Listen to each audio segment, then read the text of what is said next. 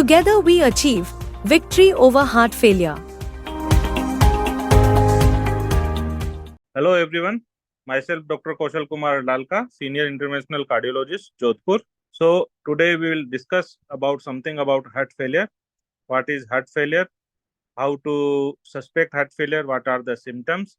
And what are the key vital numbers that we should keep in mind to keep our heart healthy and to live longer? So basically, heart failure. Heart is a pump house of the body.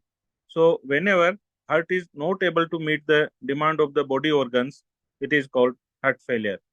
So either it may be increasing demand of the body organs, or sometimes due to weakness of the heart muscles, heart is not able to pump adequately, so that there will be symptoms of the heart insufficiency, and that is labeled as heart failure.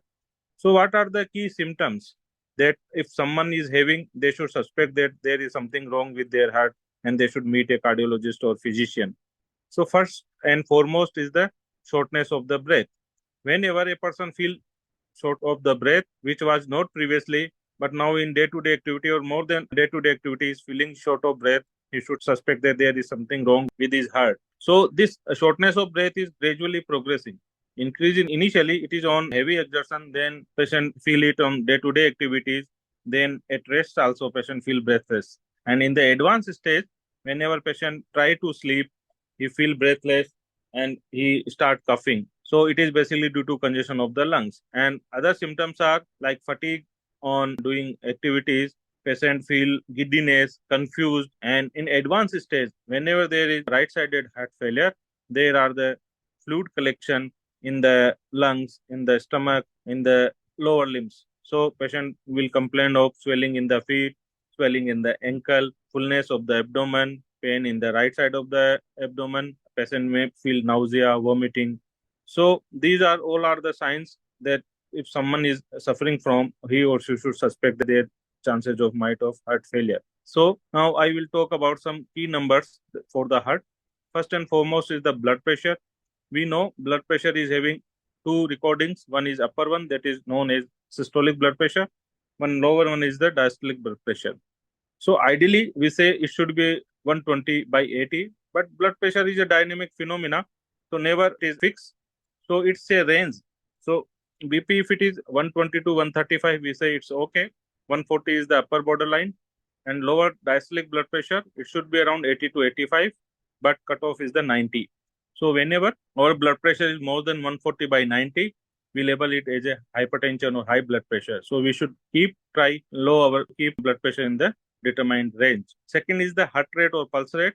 This is the number of times our heart beats to meet the demands of the body. So the normal range is in between 60 to 100. So it's never, we read in the childhood that it is around 72 per minute. But again, it is a dynamic phenomena. There is a range. It is in between 60 to 100. Whenever it is less than 60, it is called low pulse rate or low heart rate.